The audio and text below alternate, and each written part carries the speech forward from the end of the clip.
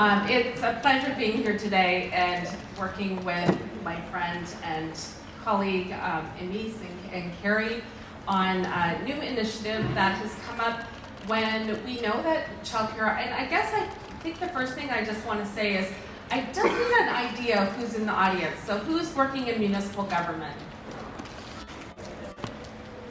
And who's working in provincial government? Okay. And who's in childcare? Yay, that's awesome. Early childhood. Early childhood. Awesome, that's great. It just gives me a sense of who we're actually talking to, and that changes a little bit of context when you know who your audience is. So the initiative that we started working on is called Knowing Our Numbers. And it came up after we know that a lot of centers and a lot of municipalities have been gathering a lot of data. And it's taken a lot of time. And we've heard from our childcare operators that it's a lot of work. And when we talk about reducing red tape, we definitely haven't been doing that through CWEL at all, for any of us. So Knowing Your Numbers started very small with a few municipalities, chatting about what this could look like if we took a deeper dive into our own community level data. What are the community needs? What does that look like? How do we really use the data to inform what we're doing in our own communities? So in chatting with Emis and with Carrie around what this could look like, a proposal was brought forward, and I think initially we had 6 municipalities that were buying into it, and of course we thought, wow, what is this going to look like, and will it grow? And Michelle Schroeder worked alongside with us. She's a consultant, and put it out there to the world that this is a really good initiative, and the whole province should be taking part of it. So at this point, we have 43 of the 47 municipalities that are on board with Knowing Your Numbers. So yes, it's amazing. It started small and it just grew. And Emis is going to share with you some of the trends, some of the things that she's already heard from all of you. Hopefully it sits well with you and you say, yeah, that's a good picture of what's happening. And I will have the opportunity to share a few initiatives, not just from Chatham-Kent, but from other partners across the province as well. Thank you so much, Kelly. Thanks for having me here today. We're really excited to share some of the preliminary findings of our study based on more qualitative research. The next phase is going to tackle the workforce from a quantitative perspective, so we'll have more numbers, but today it's more about our narrative that we've been finding. So first, before I start, I just want to go through a little bit, and I think Mikhail touched up on some of this in her presentation, as well as Stephanie. But this is a largely feminized workforce. As you all know, 96% of the workforce are females. And also, approximately 90% are aged 55 or younger. So it is also a young workforce. 5% identify as Indigenous, and that is slightly higher than other professions. And 76% work full-time. 25% are self-employed. That's versus 15% compared to all other professions. And 35% are immigrants or non-permanent residents. And again, that's in comparison to 25% in other professions. So it is, again, largely a marginalized, racialized, and feminized workforce. So, as we know, there are educator shortages, but what does that look like on the ground? Part of the study we have gone through with the 43 regions that are part of the Knowing Our Numbers project, and really dove deep into their system and asking some questions around their educator shortages. Regions 43, you can imagine, have very different and unique challenges. All of them have recruitment and retention challenges, but they are unique in the whys of their challenges, and also unique in how that translates on the ground because of differences in remote and rural areas, differences in geographical limitations, differences in weather conditions. And so what I'm sharing with you today are some of the challenges that they're reporting on the ground. And some are my opinion, quite grave and disturbing. So operational capacity across the board is not at licensed capacity. Now, this is for a variety of reasons. Some rural areas don't have a wait list. but in large, they're reporting it's because of workforce shortages. And we're seeing operational capacity at anywhere as low as 40%, 37, 40% in regions, to as high as 90%. The 90%, we are only looking at the infant, toddler, preschool because we know that school age is often lower operational capacity. So we didn't want to have the results skewed. College enrollment is down pretty much almost across the board. There are some exceptions. And anecdotal evidence also suggests that many are not continuing on in the field after graduation. So already they're reporting that they have no intentions to continue on in the sector.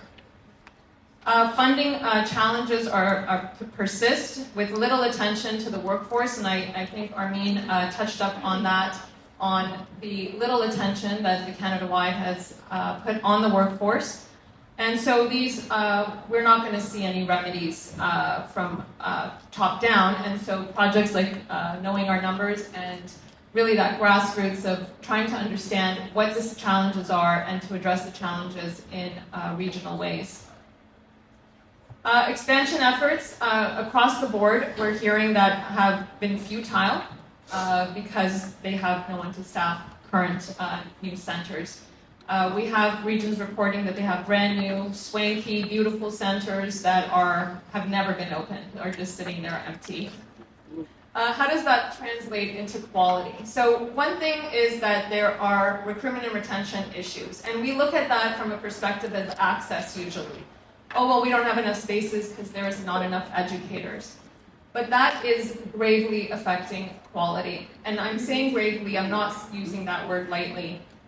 We have a lot more unqualified staff in qualified positions, so director's approval at the supervisor level as well. We have college graduates that are coming straight out of college and getting director's approval to be supervisors because the other option is to close the whole center. So we are having a major issue of unqualified staff working in qualified positions. One of our regions has reported that out of 130 spaces, they have 5 ECEs, just to give you a perspective of what that looks like.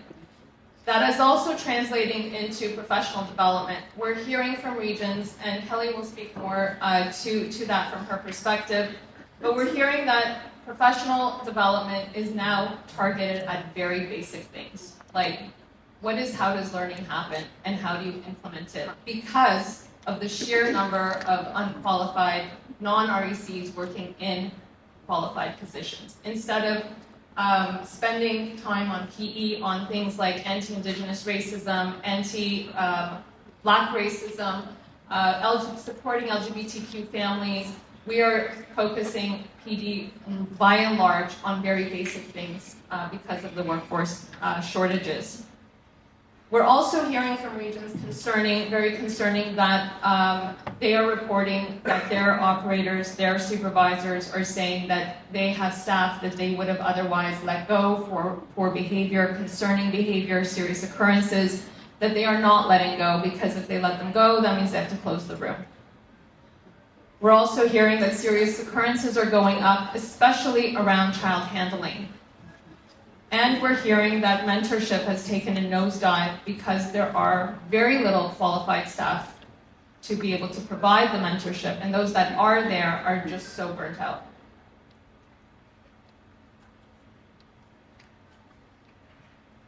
So I don't want to end in doom and gloom. There are some really great promising practices across the province. The challenge is that by and large they're using workforce strategy funding, which is limited and eventually will end. It was a one-time allocation with an extension, but so you have to also kind of from that perspective know that they couldn't put anything in there that was permanent, right? That would have permanent solutions. So these are often yet. So what we're seeing, especially using the workforce strategy funding, a lot of regions have subsidized college tuition to attract a workforce. However, those that put limitations on that tuition bursary are seeing higher numbers of ECEs. So those that have no limits, that means it's open to the public, often have students attracted that are just using it as a stepping stone or getting free education. Those that have put a limit on it, for example, some regions have said only our ECAs or only those that are already in the sector can use it, or some have put in a time limit. You have to be in the sector for at least 5 years or you have to give the money back. Those that have set limitations are seeing numbers of ECs go up in a more substantial way. Many of the regions have joined forces, working across silos, and I think Armin touched up on that a little bit, working with their unemployment offices, working with their Ontario Works to kind of together support increasing the workforce. Those that have done that have reported that many women especially have gotten off of Ontario Works, have gone to school, and are now either ECEAs or ECEs. Many regions have done certificate programs or developed modules to support their supervisors because they are spread thin. They are spending way more time on the floor than on pedagogical leadership, financial management, and so they have developed courses to support them. And a lot of mentoring programs we've seen where using workforce strategy funding to allocate pedagogical leaders to centers and supporting their practice. And lastly, using some of the workforce funding to train board of directors for nonprofit organizations. Board of directors for nonprofits are by and large parents, and supporting their knowledge of the sector and their knowledge of what we're going through right now with Canada-wide. So just to let you know, across the country, what other promising practices in terms of wages. We're seeing 8 jurisdictions across Canada, and you can see which ones they are there, that have committed. Yeah? Oh, sorry. I changed it here, but not there. Yeah, that's it? Okay. Thank you. 8 jurisdictions that are committed to developing a wage grid, and 5 have now committed to, have now implemented the wage grids. However, only 4 provinces meet market basket measures, which is a living wage threshold. So only in 4 provinces and territories has the wages reached a living wage. We're seeing that 4 regions have dedicated rates for supervisors for their added responsibility and accountability. And Manitoba is establishing rates based on center size. Okay, so that's also important. How many children are these managers overseeing, and does that translate into their wages? But most compensation systems do not recognize unqualified staff, which we know are a big support of the system, foundational to our system. And we have some promising practices around benefits. Only Quebec funds benefits, and only in their CPAs. Only Quebec funds a defined benefit pension plan, and only in CPAs. And Manitoba funds a defined contribution plan.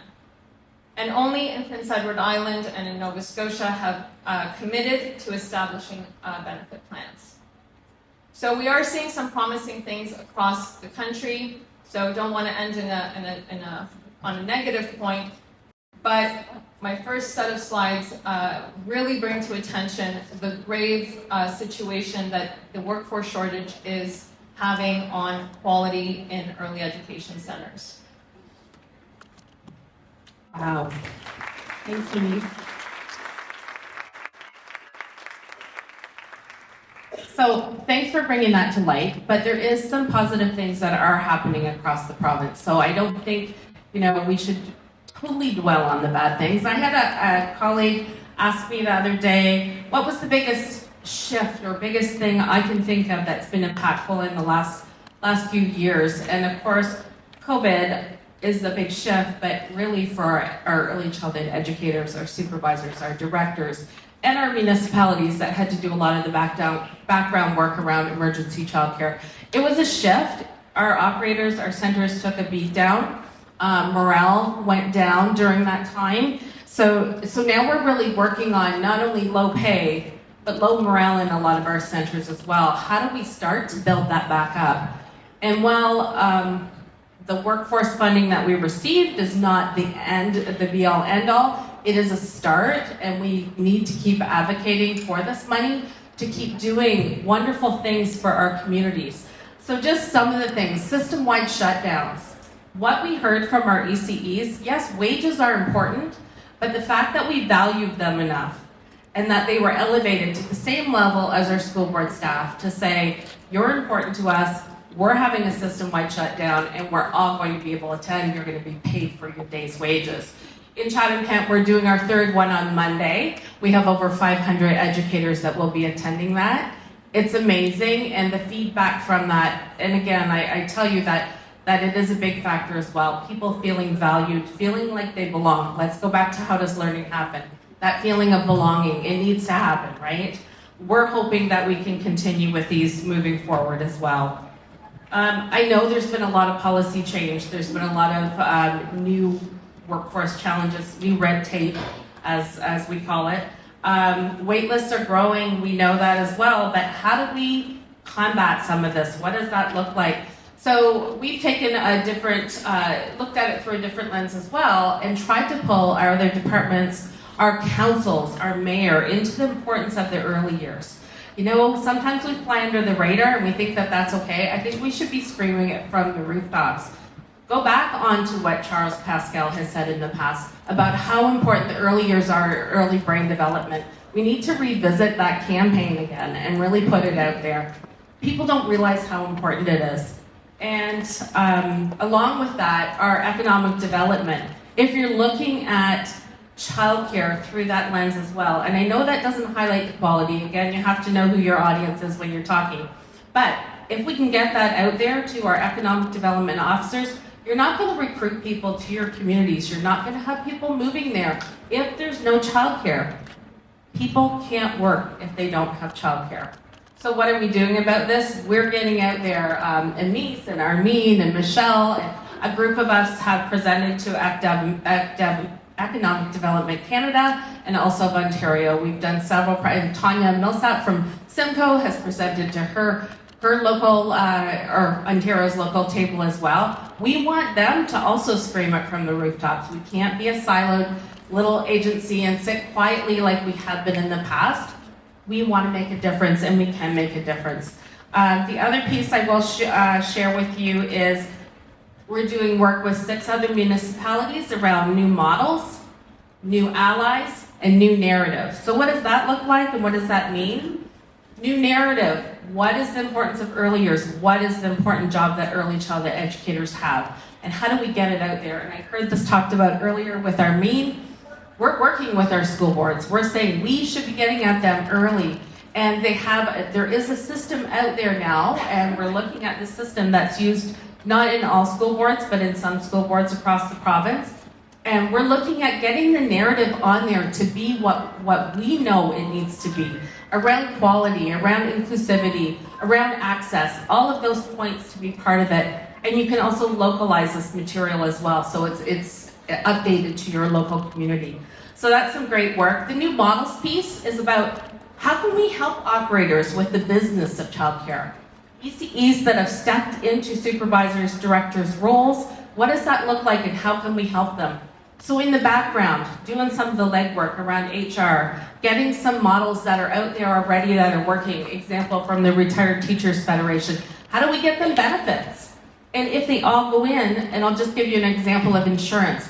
If you are all doing your own individual insurance and you're paying $100, what would it be if you had 100 of you in there? Would it be then $60, $50, $40 for that premium? And we know it's true, it's happening, and we have some operators that have jumped on that bandwagon in Chatham-Kent, which does make a difference in their costs.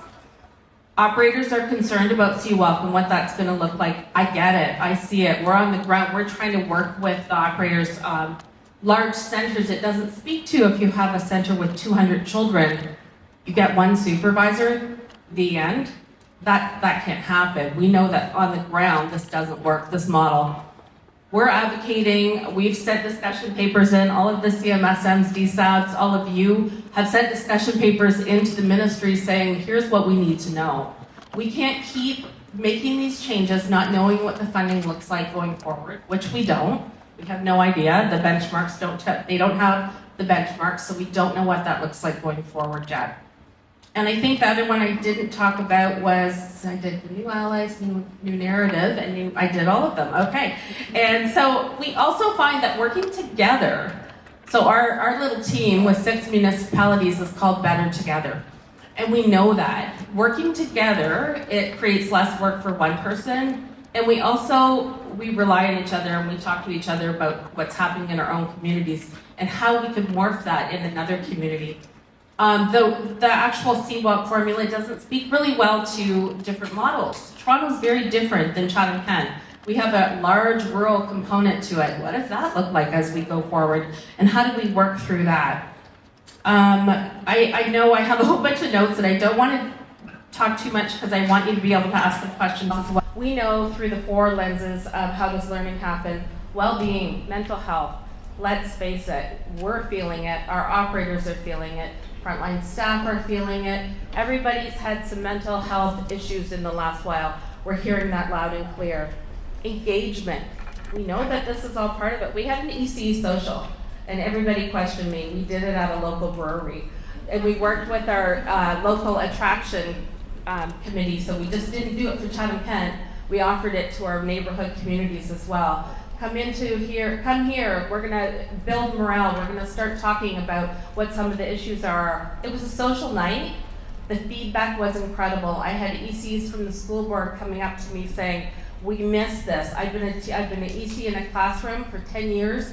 My name's not on the door. I don't get called when there's an announcement. It's the teacher's name. It's not the assistant in the room. They're saying, we miss this camaraderie, we value this.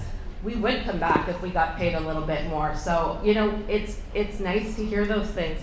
So some of the on-the-ground work that people go, really, in EC Social, the feedback from it was incredible. Back to in-person meetings. We have a data portal that has been developed in our community. This is just part of it, but there's so much more of a story in your own communities. And as well, working through a human-centered design lens. That means not making assumptions, and that's not making assumptions about anybody or anything, and that goes back to inclusivity. So us thinking, oh, here's what ECs want, they just want more pay. But when you actually ask them, there's more to it than that. Yes, the pay is a big thing for sure, but if you can give them some of those other pieces, feeling valued and worthy, that means a lot as well. So, I mean, I could probably talk for another hour, and I know our time is limited, and I want to open the floor to any questions that anybody might have. I just want to ask, is that knowing our numbers data available? Like, you've got that many? We're actually in the middle of the study, so this is very, very preliminary. We just had the last meeting with we have 43 regions. We just had the last one last week, so this is very preliminary. So it will be publicly available, the results, in the fall for all 43 regions. We are also doing a northern only report that really highlights and reflects the northern unique challenges and experiences. So everything will be public. Just reflecting on the northern, is that going to include Northwestern? You want to talk or not? So all of the northern areas, are out of the 11 northern regions, 10 are part of the study. So it is quite well represented, and we are doing focus groups in the north to ensure that their voices aren't lost in a survey methodology. The end is that all this planning should really be in the community context. You know, I'm one of the people who actually believe that we should start with zero in schools because there are public funded properties and pay for them, and having this one system is really difficult. And when it happens, the planning behind closed doors, as it is now, it really becomes, non-relevant. So I can't speak for any other areas in the province, but I can speak for Chatham-Kent. We absolutely do things through a human-centered design lens. We have focus groups in our community, and we've also, because we're a large area that was amalgamated back in 1990, so 9 communities made into one. And there's still some hard feelings about that this long after, and I get it. So we're trying now to do neighborhood level data and work with those communities and go to those and not make assumptions on what they want, but let's hear and see what they want. So we've just started this initiative. It's called Connect the Block, and we are going out to communities. We're asking our counselors to be there, all the different departments from the municipality, businesses to be there, BIAs, chambers of commerce. Let's hear what their concerns are around early years and how we move forward. So I can't speak for everyone, but I can tell you that that's been part of our service plan, is the reach out to communities. It is definitely needed. My question is around you said we're not going to see any top-down movement, and that knowing our numbers was, I guess, a tool for grassroots action.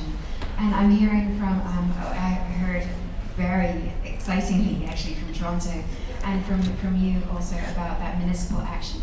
I'm wondering, what are the actions that you are wanting those centres of commerce and those city councillors? What are you asking them to do? And what are the actions you envision that the workforce, the people here, can do next with this data? As researchers, we're not advocates in the classic sense, but we use our research as an advocacy tool. So what we do is we do the research, we are led by the data, evidence-based, and then we write reports and recommend to our colleagues in government. For me, this study is a really important one because I think, correct me if I'm wrong, we haven't seen this kind of collective action in a long time. So the fact that 43 of the 47 have come together and said, we need to work together on this, we need to see what's happening, we need to get into the details of the challenges, and we need to have our voices heard in a collective way, to me speaks volumes as to how fed up really everyone is. We're seeing, in the interest of time, I didn't mention some things. My colleague Mikhail talked about the two-tiered system and subsidy. We've heard from his regions that parents are jumping into the $10 a day, even when they can't afford it, because they have to jump through hoops to get there. We're hearing that special needs children are getting de-admitted. We're hearing that special needs resource teachers are being pulled to meet ratios. There are so many qualitative challenges. Our role at the Atkinson is to provide the data and the evidence that's necessary to support policy decisions and policy investments. So that's our role, and Kelly, I get it all the time. Absolutely agree. Ministry of Ed versus Ministry of Ed. Coming in one pot, going to another pot, all Ministry of Ed. The one piece we are working on with our community is a design lab. So pulling all the key players in our community together, whether that be counselors, the mayor, business owners, and really looking at what the issues are around childcare and how to make a difference. So just as an example, and this is just an example, but a business owner in one of our small communities, and a developer, he develops lots, can't get staff because they can't work full days because they can't find childcare. So he said, so we've met and we've talked about what do we do differently. In that small community of his, he might say, in order to hold 5 spaces in that childcare or get more ECEs, I will pay $3 more an hour, like just as a broad example, for those staff there, because I want to invest in this community, I want to invest in growing our economy, and I have workers that need to work. So that's just a small example of what could be done, and that is something our 6 municipalities that are working together are all doing these design labs in our own communities. So it's based on your community need and your community data, what's happening. So we just wanted, you can see that others from the panel have joined us, so you can broaden your questions out. And I'm going to ask Stephanie, when you looked at who opted out, and I guess one could surmise why some for-profit centers opted out, curious about what would incent a not-for-profit center to opt out? Because we have to pay attention to that. Ooh. It's a very good question. I mean, I think there's some things that we really have had to grapple with the implementation of Canada-wide, what people want to be able to offer, hours they want to be able to operate, types of services they want to be able to provide to children and families. So we haven't done that qualitative analysis, but I would suggest that if people don't want to be bound, you know, to certain rules, certain regulations, certain ways of operating. And remember, when we implemented Canada-wide, we said you need to charge your March 2022 rate, 2020. That's correct. 2022. Frozen fees. 2022 rates. So, right, the rates were frozen, and some people may not have liked that. And may not increase. That's right. So there could be a multiplicity of factors. There's also other issues such as inflation, other kinds of charges that people are picking up, costs for property, like there's a whole bunch of reasons I think that people may have opted out, including not-for-profit and for-profit. Other questions for the panel? No more hard Quick and questions.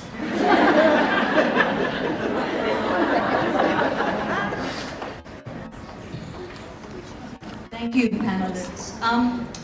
So I completely believe in community-based planning, but I also fundamentally think that we're at a moment where early childhood educators, if they are not part of the public sector, we are not going to have any kind of a built-in system. So for me, when I heard Stephanie say, we're hoping to expand, I think you said by 20,000 spaces, but you're already short of early childhood educators, and you are the public system. So what is your recommendation about a concrete thing that the trainers in the room could do, like, you know, my colleague Patricia, I work at George Brown, to address that education that your staff are going to need? I worry about privatized responses and solutions, because when a kid turns 4 and they want to go to JK or pre-primary, there's no conversation with an employer about what are they going to do, right? They have the space, the access, and it's publicly funded, and it is a public response. So that's sort of where my head is going this morning. It's a brilliant comment, and I think that it's not just about the implementers, it's not just about the service system managers, to be honest with you. This needs an all-of-government approach. I think that we are bound contractually, you know, to be able to operate programs, but it's very difficult for us as service system managers to enforce certain things to happen, right? And I think that, I'm glad my boss isn't here yet, she's coming at 1 o'clock, but I think the question is what kind of system do we want to envision? Because part of what we've learned from the panel today is that we actually need a workforce development strategy, right? It's not only incumbent on one implementer, you know, to fix the system. It's a system, right? Toronto, who can afford it, right? We have people that need to come downtown to work, and childcare can't afford to live in the city, right? So it's more than just wages, compensation. It's an all-of-government approach. It's how we're keeping people in the city. It's how we're working with operators to ensure that rooms can be opened, right? And figuring out how to incentivize students to stay in the business. And I don't have the answer. You know, I'm not going to pretend, but we do need an all-of-government approach, and I do think we need more advocacy. And I think these community-based solutions, right, getting people to committee, getting people to council, to depute, right, talking to our provincial partners, looking at the feds. We definitely put in a submission to the feds, you know, considering Bill C-35, you know, and what needs to be done. So it's not a quick and easy solution, and workforce development planning, as, you know, Armin was pointing out this morning, is actually multi-year, right?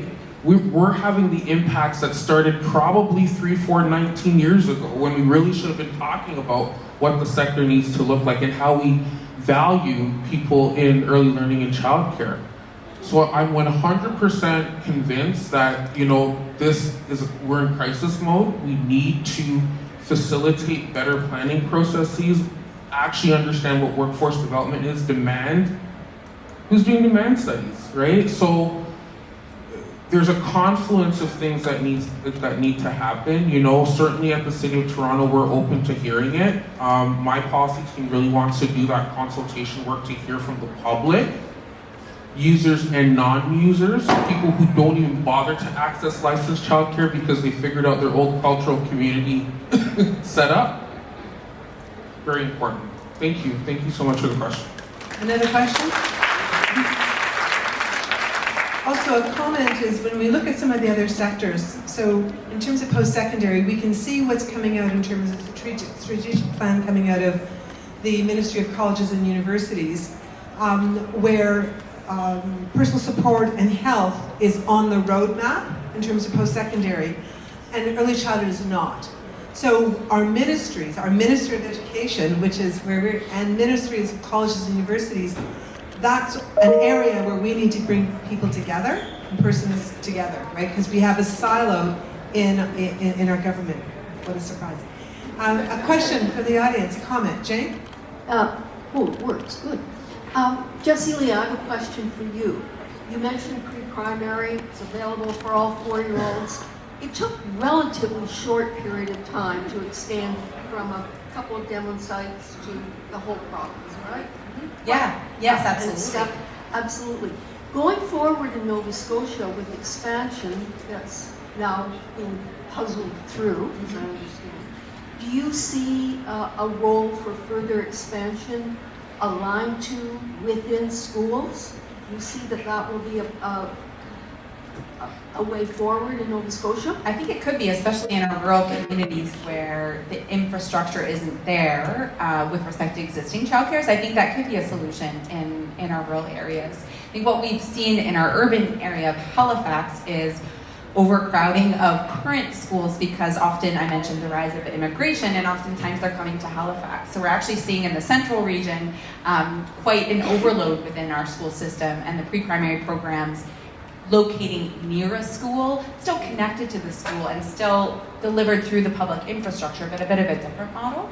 Right. But I think just to note that when pre-primary was first introduced, there was a lot of concern actually from people not understanding what it meant for early childhood to be connected to the public system. Very similar to what happened in January 2022 when the announcement was made about programs needing to move within the public system.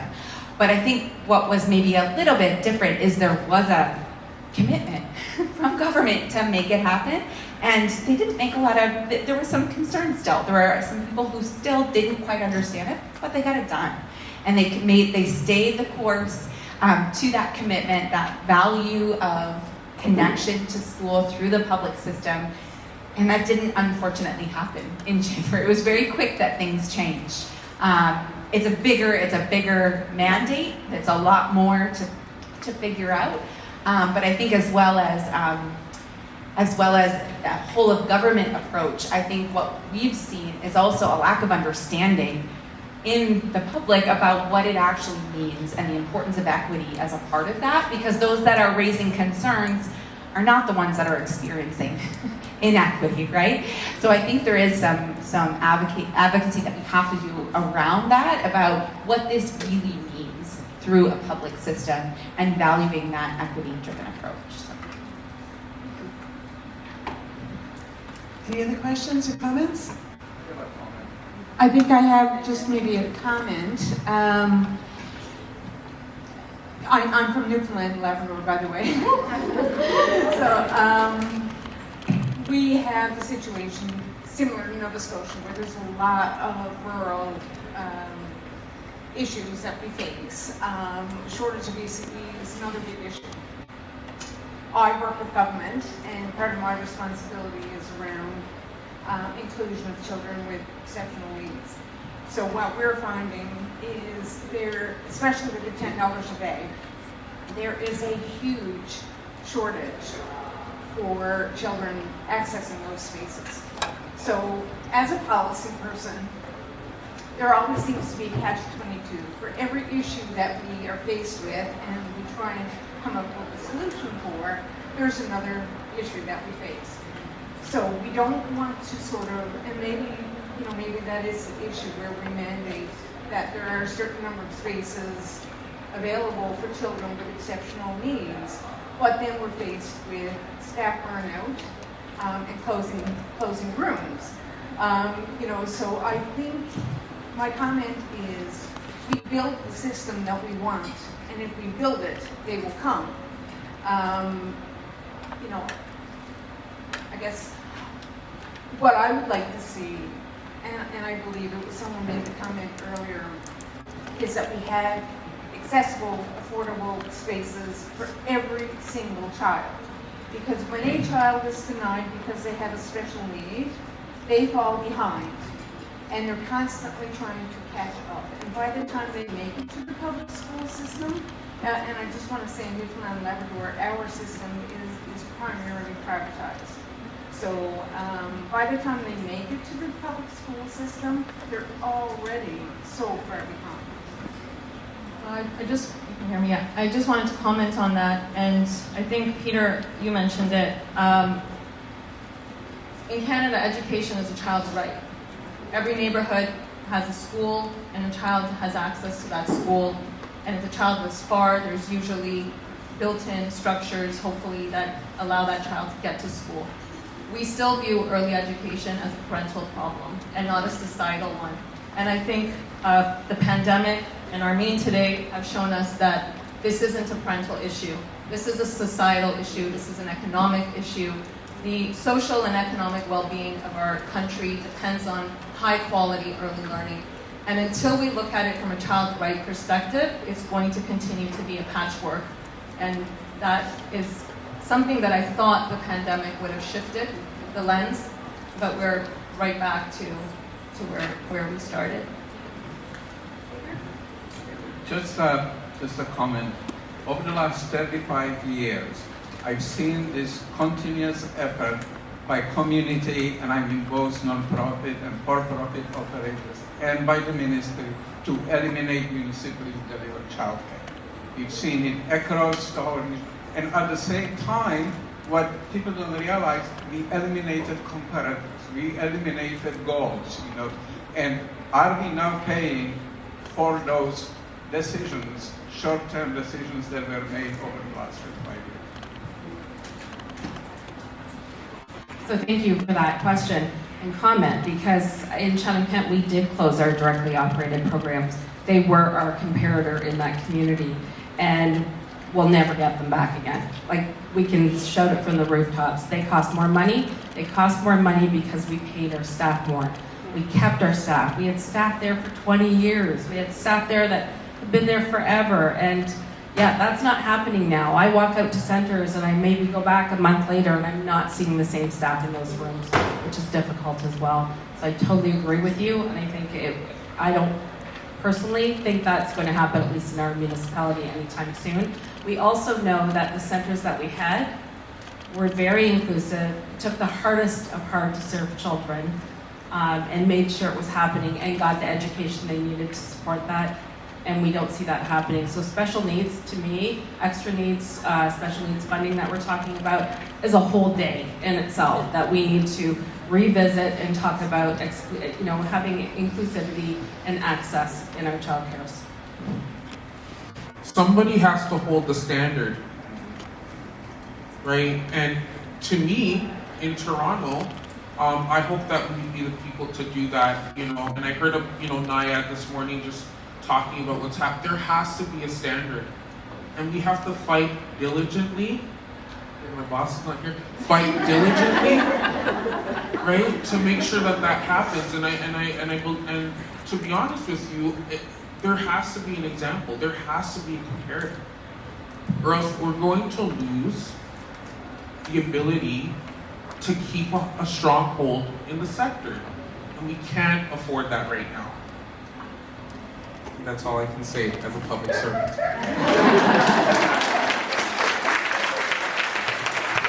Hi, my name is Michelle, and I guess it's a bit of a comment and question sort of at the same time. The question was asked before about, if you were to engage those business leaders or economic development, what would you do with them, or what would you have them do? And I look at this room, and I think, what a bunch of brilliantly intelligent intelligent people who understand quality early learning. And I suspect somewhere on George Brown campus, there's another conference happening right now, perhaps with business students and economic development students, and they're talking about foreign investment and attraction and FDI and all sorts of other things, like what is GDP, which I don't think we probably teach in ECE, but maybe we should.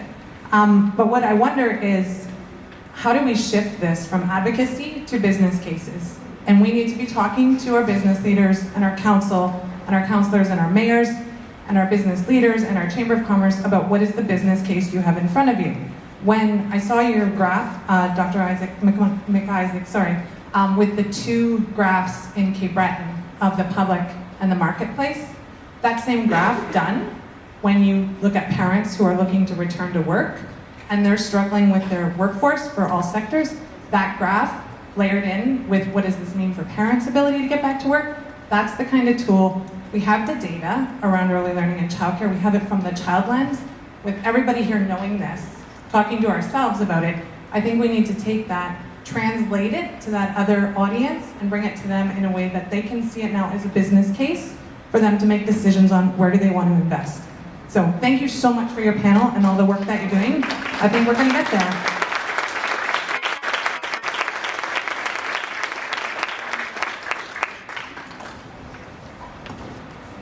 Thank you so much, and please join me in thanking all our panelists for this.